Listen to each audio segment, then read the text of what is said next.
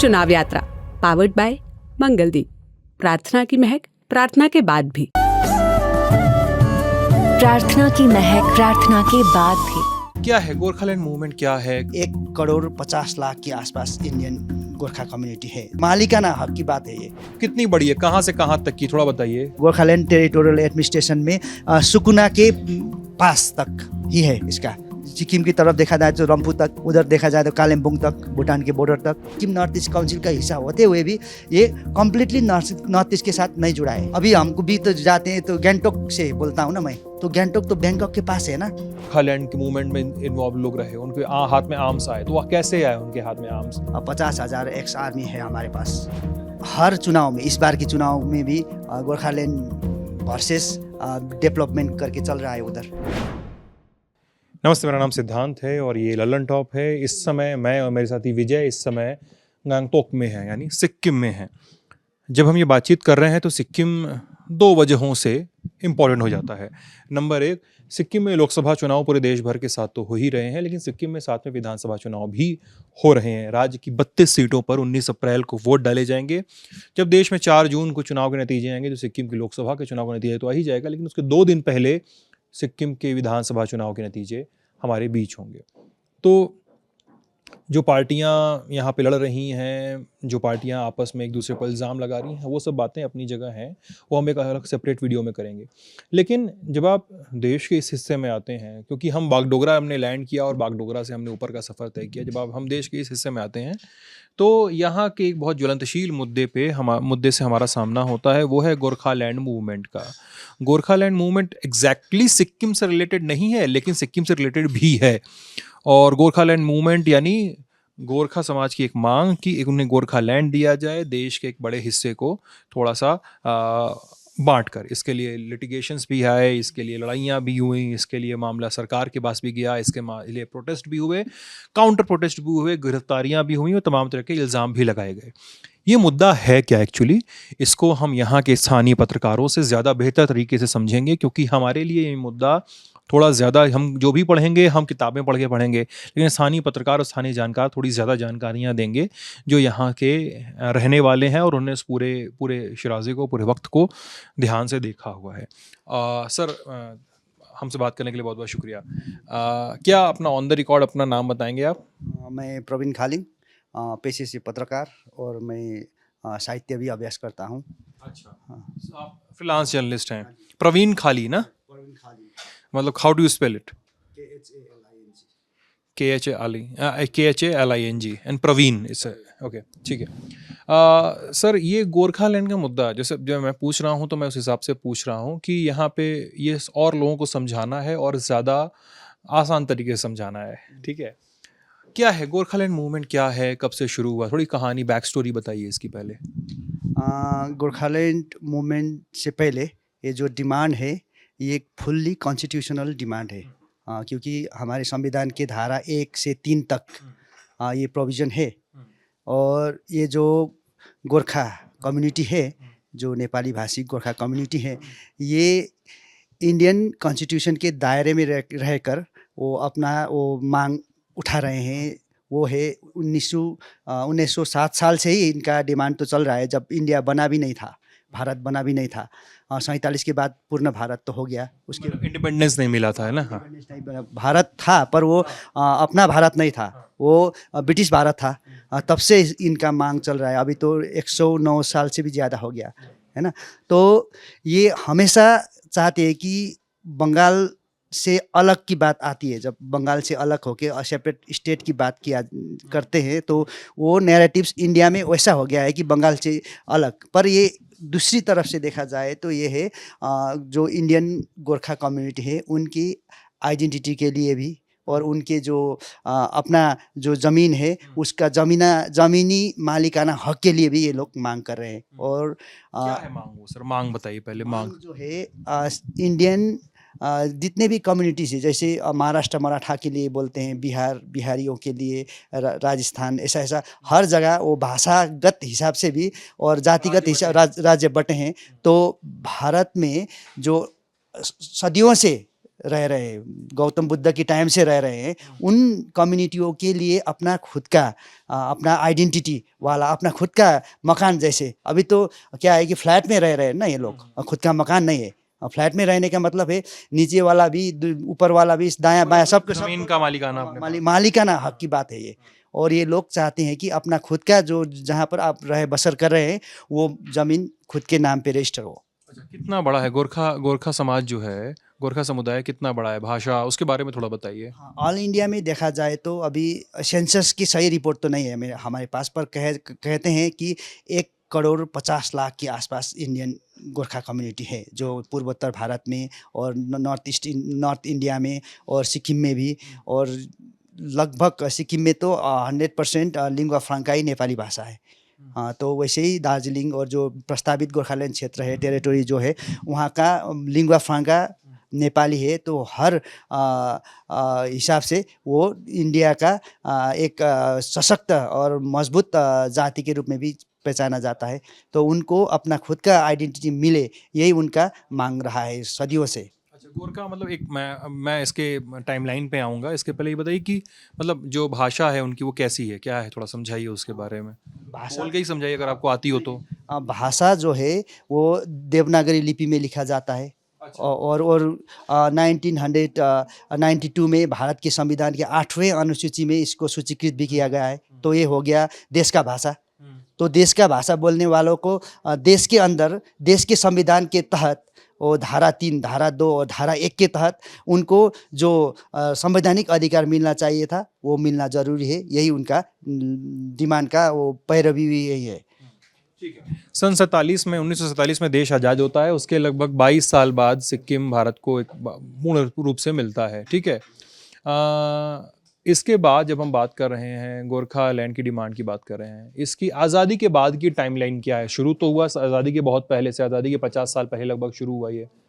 अब इसकी टाइमलाइन क्या है? उसके बाद कब कब हुआ इसमें, कब कब आर्म्ड कॉन्फ्लिक्ट कब हुआ इसमें, कब कब लोग गिरफ्तारियां हुई, कब प्रोटेस्ट हुआ, कब सरकार की गलतियां दिखी, कब लोगों की गलती, मतलब जो होता है हर प्रोटेस्ट में, मैं उसको समझना चाहता हूँ। प्लीज़ थोड़ा समझाएं इसको।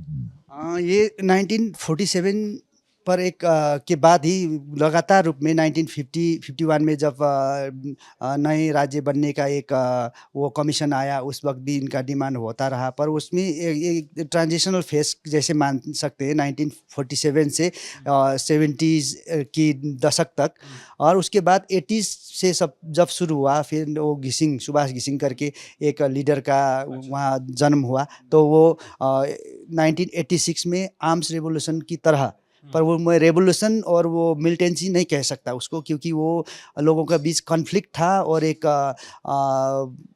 कम्युनिस्ट और गोरखाओं के बीच, कम्युनिस्ट पार्टी मानने वाला और गोरखा के खुद का JNLF करके था, गोरखा नेशनल लिबरेशन फ्रंट करके, उन लोगों के बीच का कॉन्फ्लिक्ट था। उसमें JNLF का और किसका? आर्म फोर्सेस के बीच का? JNLF और कम्युनिस्ट के बीच था पहले तो। अच्छा, कम्युनिस्ट पार्टी के CPIM। ज्योति बसु वहाँ के बंगाल के चीफ मिनिस्टर थे। तो उनके पार्टी और घिसिंग के पार्टी दोनों के बीच का कॉन्फ्लिक्ट था ये एक्चुअली। और बाद में गोलीबारी भी हुई दोनों के बीच में। बाद में उसमें स्टेट और सेंट्रल का फोर्स जब आया तो पूरा दोनों की तरफ से, जैसे कि गोरखाओं की तरफ से और CPM की तरफ से उसमें गोलीबारी हुई। और उसमें उसको क्या बोलते हैं, उसको म्यूटिनी बोल सकते हैं एक तरह से, क्योंकि उस वक्त ऐसा भी था ना कि हर तरह से नॉर्थ ईस्ट से लेकर सब जगह पर एक बंदूक के दम पर ही हम लोग अधिकार मांगेंगे, जैसे कि नक्सलाइट का भी मूवमेंट चल रहा था वहीं पर। वो एक तरह का नैरेटिव्स था उस वक्त। तो उसी हिसाब से उन लोगों ने उस नैरेटिव्स को कंक्लूजन तक लाने की प्रयास किया होगा, तभी तो ये इसको ऊपर मिलिटेंसी नहीं बोल सकते, उसको मैं कॉन्फ्लिक्ट बोलता हूँ। आर्म कॉन्फ्लिक्ट बोलेंगे, आर्म कॉन्फ्लिक्ट और म्यूटिनी बोल सकते हैं स्टेट के खिलाफ, क्योंकि वो लोग चाहते थे कि आपका खुद का मकान हो, पर वो नहीं चाहते कि तुम मेरे किराए के मकान में ही रहो। तो इसी के चलते ये जो हुआ 1986 में, बाद में जाके एकॉर्ड हो गया। उसके बाद मैं आपको पॉज कर रहा हूँ यहाँ पे। जब यहाँ पे मैं समझना चाह रहा हूँ, जिस समय ये कॉन्फ्लिक्ट हुआ ज्योति बसु की सरकार के लोगों के बीच में और यहाँ के गोरखा नेशनल लिबरेशन फ्रंट के, उसमें तो आर्म कॉन्फ्लिक्ट था, ये भी साफ है। कई सारे लोगों की जानें भी गई होंगी, कई सारे लोग घायल हुए थे। इसका कोई नंबर होगा आपके पास? कहते हैं 1200 से अधिक लोगों की गोरखाओं की तरफ से जाने गई। वो लोग तो शहादत बोलते हैं उसको, है ना। हाँ, वो लोग शहीद हुए बोलते हैं। तो उधर कम्युनिस्ट की तरफ से कितना हुआ वो तो अभी आंकड़ा नहीं है, पर दोनों मिला के ही हो सकता है, क्योंकि कम्युनिस्ट भी थे तो गोरखा कम्युनिटी के ही थे, और जीएनएलएफ थे वो भी गोरखा कम्युनिटी के थे, भाई भाई पर पार्टी के हिसाब से अलग अलग लड़ रहे थे।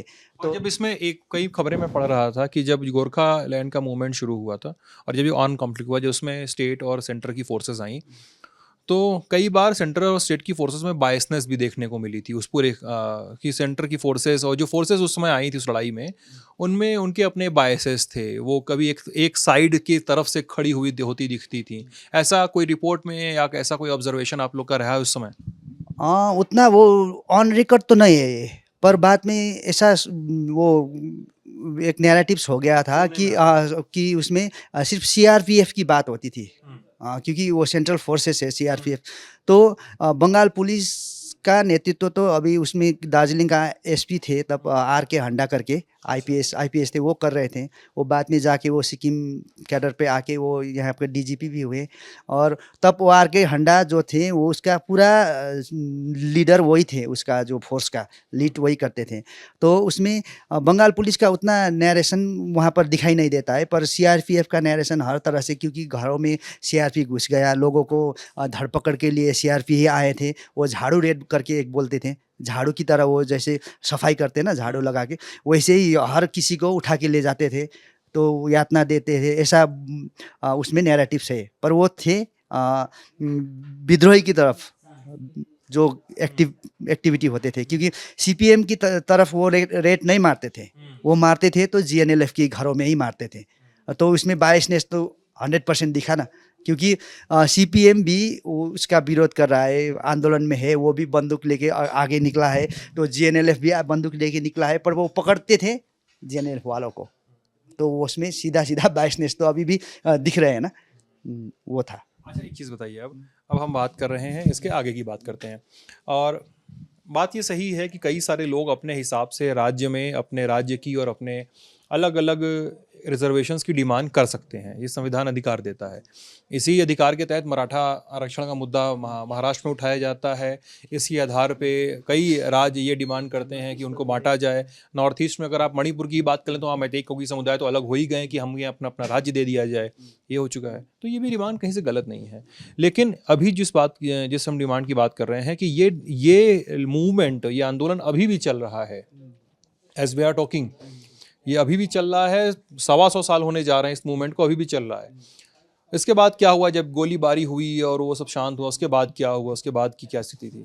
उसके बाद तो एकट हो गया था। बुट्टा सिंह यूनियन होम मिनिस्टर था, और ज्योति बसु तब चीफ मिनिस्टर थे, और सुभाष घी सिंह उनका सुप्रीमो था जब जीएनएलएफ का। तो उन तीनों के बीच हस्ताक्षर हो गया, तो दार्जिलिंग गोरखा हिल काउंसिल करके हो गया। वो लगभग 20-25 साल तक तो स्मूथली रन हो गया। तो उसको एक ऑटोनॉमस टाइप का जो टेरिटरी है उसको लेकर एक काउंसिल दिया गया।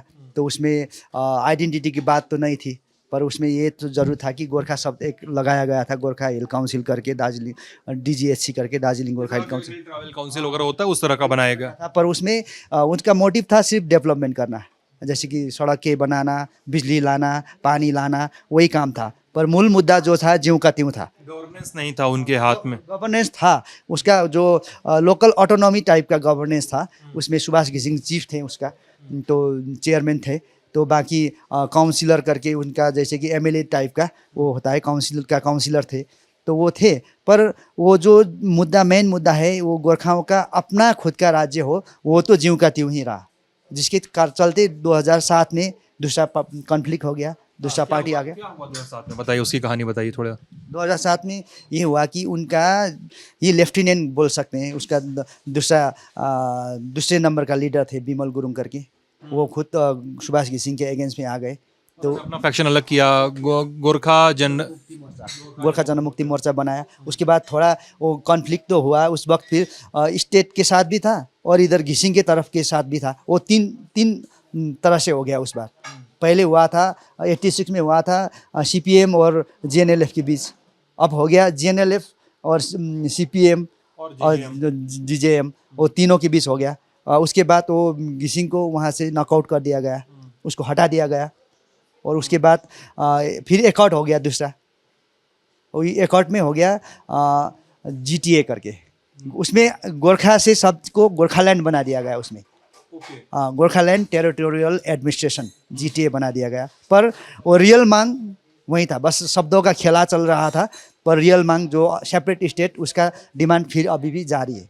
अच्छा, वो गोरखालैंड जो है एक प्रपोज टेरिटरी कितनी बड़ी है, कहाँ से कहाँ तक की, थोड़ा बताइए कि कौन कौन सा हिस्सा आता है उसमें, इस सिक्किम का और बंगाल का कौन कौन सा हिस्सा आता है उसमें? नहीं, इसमें सिक्किम का तो हिस्सा नहीं आता है, सिक्किम के नीचे का हिस्सा। सिक्किम का नीचे यहाँ रम्फू जो बॉर्डर लाइन है, उधर मल्ली बॉर्डर लाइन है, उधर जोरथांग बॉर्डर लाइन है, और उस हिसाब से जितने भी 3 नाके हैं, 3-4 नाके हैं, पर अभी लीगल नाके 4 नाका है अभी चल रहा है, और बाकी नाके हैं वो उसके उस पार से लेकर डुअर्स भी बताते हैं, पर ये GTA जो है उसमें डुअर्स का भूभाग नहीं आया है अभी। डुअर्स यानी अलीपुरद्वार सरोवर, हाँ, अलीपुरद्वार, जलपाईगुड़ी और कूच बिहार का भी इलाका है। कई बार तो ये सुनकोश तक की बात करते हैं, जो उधर सुनकोश कल के है, जो आसाम के छोर तक का, वो सबका मिला के गोरखालैंड बनाएंगे बोल के वो मैप भी जारी किया है ये लोग। पर जो लीगली देखा जाए तो गोरखालैंड टेरिटोरियल एडमिनिस्ट्रेशन में सुकुना के पास तक ही है इसका, और इधर सिक्किम की तरफ देखा जाए तो रम्फू तक,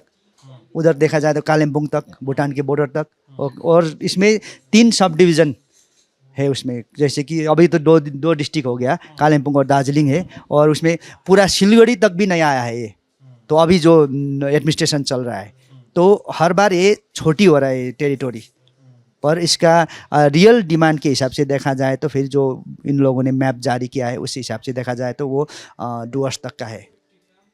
अच्छा, इस पूरे कॉन्फ्लिक्ट का सिक्किम पर क्या असर हुआ? सबसे ज़्यादा तो सिक्किम को ये है, सिक्किम का एक ही लाइफ लाइन है नेशनल हाईवे 10, और जब एजिटेशन शुरू हुआ था तब 31A बोल के वो था, ये उसका नया नाम हो गया है अभी NH10।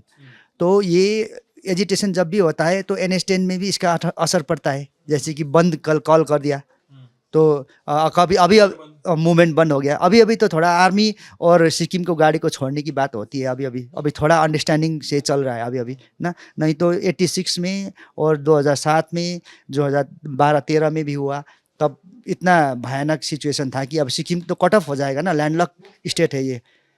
मतलब अगर इंडिया का नक्शा देखिए तो सिक्किम इज अ थंब ना, अगर सिक्किम देखिए तो वो एक अंगूठे की तरह ऊपर निकला हुआ है, इधर भूटान है और इधर नेपाल है, ऊपर चाइना है, तो एक अंगूठे की तरह निकला हुआ है। मतलब अगर मैं कैमरे पे 2 मिनट लूंगा ना समझाने के लिए मैप लोगों को, अगर if you see the map of Sikkim तो ये आपको ऐसे दिखेगा अपनी तरफ से, सिक्किम ऐसा निकला हुआ है अंगूठे की तरह, इधर भूटान का कस्प है जिसमें भूटान है, इस तरफ ये बंगाल का वो इलाका है जहाँ पे जलपाईगुड़ी वगैरह है, वो इलाके हैं जलपाईगुड़ी वगैरह, और इस तरफ नेपाल है और इस तरफ पूरा चाइना है।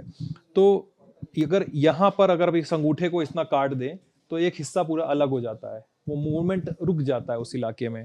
सो इट इज़ ये ज़्यादा ज़रूरी है कि सरकारों के लिए, तमाम लोगों के लिए जो प्रोटेस्ट कर रहे हैं, इस पूरे चैनल को बंद रखा जाए, क्योंकि चाइना है which is not in a good terms with India, और वो लगातार एक तरफ नेपाल को और एक तरफ भूटान को इन्फ्लुएंस करने की लगातार कोशिश करता रहता है, तो उसके लिए तो सिक्किम इज़ एज है।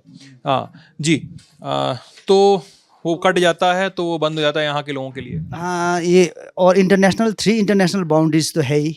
हाँ, तो अभी ऐसा है कि नॉर्थ ईस्ट काउंसिल में सिक्किम है, तो कुल मिला के 8 राज्य है नॉर्थ ईस्ट काउंसिल में। तो देखा जाए तो ये जो चिकन नेक कॉरिडोर भी बोलते हैं, जो सिलीगुड़ी जलपाईगुड़ी इलाके लेकर, यहाँ पर जब भी अनरेस्ट होता है उसका इम्पैक्ट पड़ता है सिक्किम में, और सिक्किम जो अंतर्राष्ट्रीय सीमा से जुड़ा हुआ है, तो इसका डायरेक्ट इफेक्ट इस तरह का होता है कि जैसे कि इकोनॉमी में तो डायरेक्ट इफेक्ट होता ही है, क्योंकि सिक्किम का इकोनॉमी का हाई टूरिज्म है, और यहाँ का हाइडल प्रोजेक्ट वगैरह भी है, क्योंकि यहाँ डेवलपमेंट वर्क भी रेगुलर होता रहा है ना, तो हर तरह का डेवलपमेंट यहाँ रुक जाती है, क्योंकि सारा रॉ मटेरियल्स वगैरह आना है सिलगढ़ी होके। ये जो नीचे बागडोगरा एयरपोर्ट सबसे पास, वही एयरपोर्ट ही सबसे पास में आपके। अभी तो सिक्किम का खुद का एयरपोर्ट भी हो गया है, पाकिम से खुल रहा है, पर भी वो भी उतना फ्रिक्वेंटली नहीं चल रहा है, वो प्रतिकूल मौसम में नहीं चलता है। तो डिपेंड फुल्ली हम लोगों का रेलवे के लिए डिपेंड भी एनजीपी में होना है अभी तक, और एयरपोर्ट भी बागडोगरा में डिपेंड होना है, और हाईवे जो है वो ये जो चिकन नेक कॉरिडोर करके ही गुजरता है जो सिलगड़ी की तरफ होके।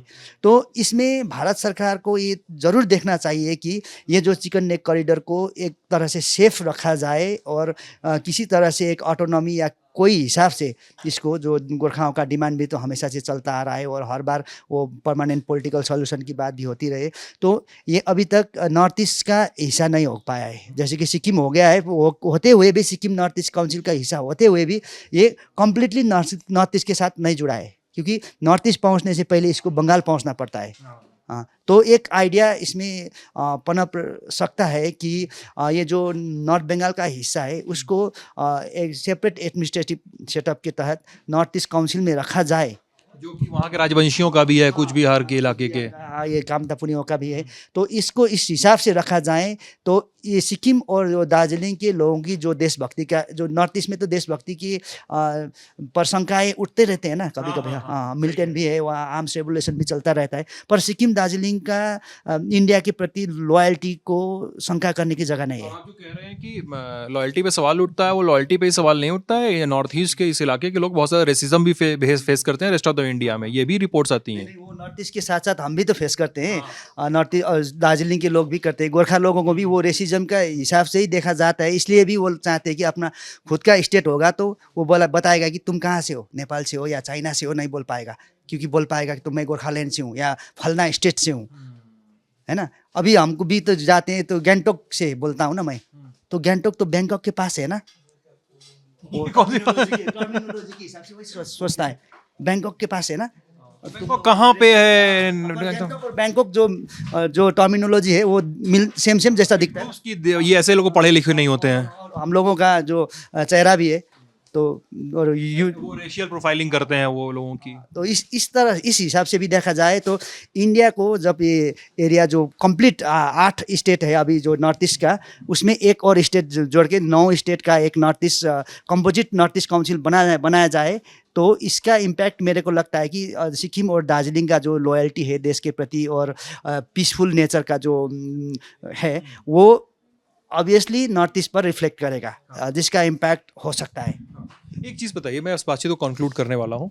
एक चीज़ बताइए मुझे कि जो जिस हम बात कर रहे हैं, जिस गोरखालैंड की बात कर रहे हैं और जिस प्रोटेस्ट की बात कर रहे हैं, जिस अनरेस्ट की बात कर रहे हैं, इस समय आर्म्स ग्रुप होते थे यहाँ पे। हाँ, अभी भी होंगे आर्म्स ग्रुप, लेकिन अभी बहुत सारा ठंडे बस्ते में है, बहुत सारी शांति आ गई है। लास्ट आर्म कॉन्फ्लिक्ट हुए मेरे ख्याल से 2012 में लास्ट आर्म कॉन्फ्लिक्ट हुआ था। अभी हम 24 में खड़े हैं, 12 साल पहले लास्ट आर्म कॉन्फ्लिक्ट हुआ था। 17 में यहाँ पे एक प्रोटेस्ट हुआ था, जिसमें 17 एक साइलेंट प्रोटेस्ट था। सुप्रीम कोर्ट के ऑर्डर के सुप्रीम कोर्ट में के बंगाल सरकार द्वारा बंगाली भाषा उन्होंने स्कूल में डाल दिया था, कंपल्सरी डाल दिया था, तो उसके खिलाफ प्रोटेस्ट था। स्टेट ने फोर्स लगा दी थी, हर जगह लग गया था कि, लेकिन यहाँ के लोगों की कॉल थी वो घर से ही नहीं निकले थे 2 दिन, तो सरकार की बहुत भद्द पीटी थी, काफ़ी सारी फोर्स लगी हुई थी। यहाँ के लोगों के, जैसे मैं ये सवाल हर जगह उठाता हूँ, आई डोंट नो ये कितना कंफर्टेबल सवाल होगा, लेकिन मैं उठाऊंगा कि यहाँ पे लोगों पे आर्म्स की जब बात होती है कि नीचे के जो भी गोरखालैंड के मूवमेंट में इन्वॉल्व लोग रहे, उनके हाथ में आर्म्स आए, तो वह कैसे आए उनके हाथ में आर्म्स? क्या उनके क्या चैनल्स थे आर्म्स के और इन तरह के एमिनिशंस के? क्या सुनाई पड़ता है आप लोग को अपने सोर्सेज के हवाले से? हाँ, एक बात तो ये सही, ये ज़रूर जानना ज़रूरी है कि गोरखा जो है इंडियन आर्मी में बहुत सारे हैं, हाँ, है ना। तो उनके पास अभी भी घिसिंग के टाइम में, सुभाष घिसिंग के टाइम में भी बोलते थे कि 50,000 एक्स आर्मी है हमारे पास, तो वो तो ट्रेंड है। मैं बनारस से आता हूँ ना, मेरा घर बनारस में है, तो मेरा बनारस में 39 GTC है, 39 गोरखा ट्रेनिंग सेंटर है, तो वहाँ पे बहुत सारे गोरखा ट्रेनिंग लेते हैं और कई लोग इस इलाके से वहाँ पे आते हैं, तो मेरी बातचीत और इंटरेक्शन हुआ है उनसे जी। तो ऐसा इलीगल आर्म्स आया होगा ऐसा कोई रिपोर्ट नहीं है, क्योंकि कहीं से स्मगलिंग करके लाया होगा। तो 1986 की बात किया जाए तो उस वक्त का जब वो लोग हथियार सरेंडर करने के लिए जा रहे थे, तब भी देखा जाए तो वो सिर्फ कंट्रीमेट ही है उसमें, मतलब उनका जैसे कि पानी का नाले काट के उसका बैरल बना दिया और उसमें वो बंदूक बना दिया काठ का वो करके, असेंबल्ड करके, तोप टाइप का, ऐसा देसी कट्टा बोलते हैं ना, उस तरह का ही था। पर उसमें इलीगल स्मगलिंग की बात तो वो अभी तक उतना नहीं आया है, और जो अभी मीडिया में भी नहीं है और ऑन रिकॉर्ड भी नहीं है। जितना भी सरेंडर हुआ है वो सारा कॉन्ट्रीमेटी था। तब से अब तक एक आध हो सकता है, कहीं से खरीद के भी ला सकता है लोग, लाइसेंसी भी हो सकता है ना, जैसे कि लाइसेंस लेकर तो रख सकता है लोग, पर वही आंदोलन में यूज़ किया होगा तो वो भी गलत हो गया। और अभी क्या स्थिति है गोरखालैंड मूवमेंट की?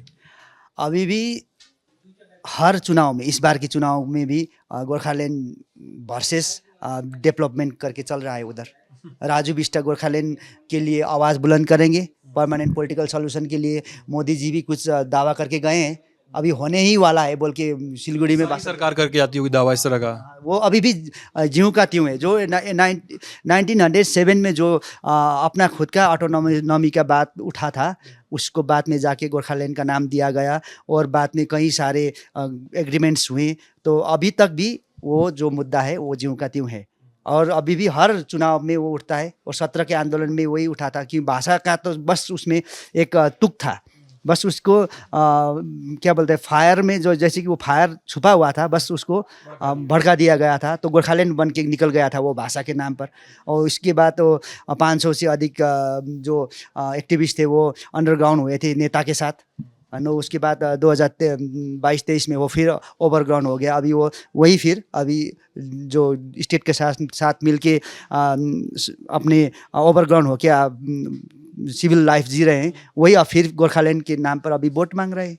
फिर गोरखालैंड का मुद्दा तो वही है ज्यों का त्यों। जब तक ये कम्युनिटी रहेगा और इसका कोई पॉलिटिकल सॉल्यूशन निकाला नहीं जाएगा, तब तक ये चलता रहेगा। जैसे कि ज्यूस ने कितने सालों तक इजराइल के लिए लड़ा था होगा, है ना, वो मिट्टी लेकर घूमते थे, ऐसा हम लोगों की कहावत सुना है कि हमारा मिट्टी है इजराइल बोल के, है ना।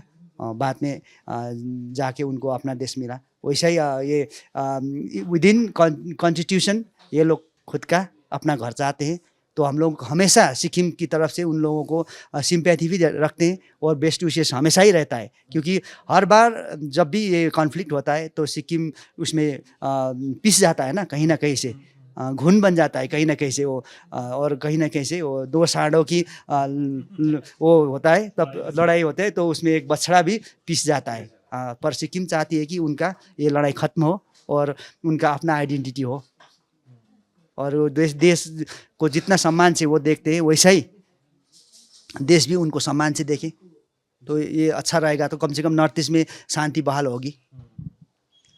Thank you sir, thank you so much इतना समय देने के लिए। ये बातचीत आपको कैसी लगी ये पूछने के पहले मैं एक छोटी सी सलाह आपको देना चाहूँगा। देश का भूगोल तो थोड़ा समझ लीजिए। अगर आपकी ऊर्जा इसमें व्यय होती है कि आप देश के नागरिकों के साथ भेदभाव कर सकते हैं, तो आपकी ऊर्जा इसमें सही तरीके से आप खर्च करें कि देश के नागरिक कहाँ से आ रहे हैं, देश के नागरिकों के मुद्दे क्या हैं। 7 सिस्टर्स कहते हैं नॉर्थ ईस्ट के राज्यों को। अगर इस मूवमेंट को अगर आप कंबाइन करके देखेंगे तो सिक्किम और गोरखालैंड मिलाकर 8 से 9 हो जाएंगे टोटल, तो 7 2 9 लोग हो जाएंगे नॉर्थ ईस्ट में। भारत की नॉर्थ ईस्ट की प्रेजेंस की एक यूनिटी होगी। और ये मतलब मैं इसको इस स्केल पे नहीं कह रहा हूँ कि बंगाल एक मैनिफेस्टेशन या बंगाल एक इन्फेस्टेशन की तरह है, नहीं, लेकिन बंगाल जो है उसका हिस्सा एक लंबा मूवमेंट के अधीन आता है। लोगों की मांग ये है कि उस मूवमेंट के अनुसार एक राज्य बनाया जाए ताकि नॉर्थ ईस्ट का एक कॉम्बिनेशन देश को मिल सके, जहाँ पे सरकारों के लिए भी राज करना आसान हो और यहाँ के लोगों के लिए भी उस पर बने रहना, उसकी आवाज़ उठाना, उसके अधिकारों की रक्षा करना भी आसान हो। अपना ख्याल रखिए, ललन टॉप देखते रहिए। बहुत बहुत शुक्रिया।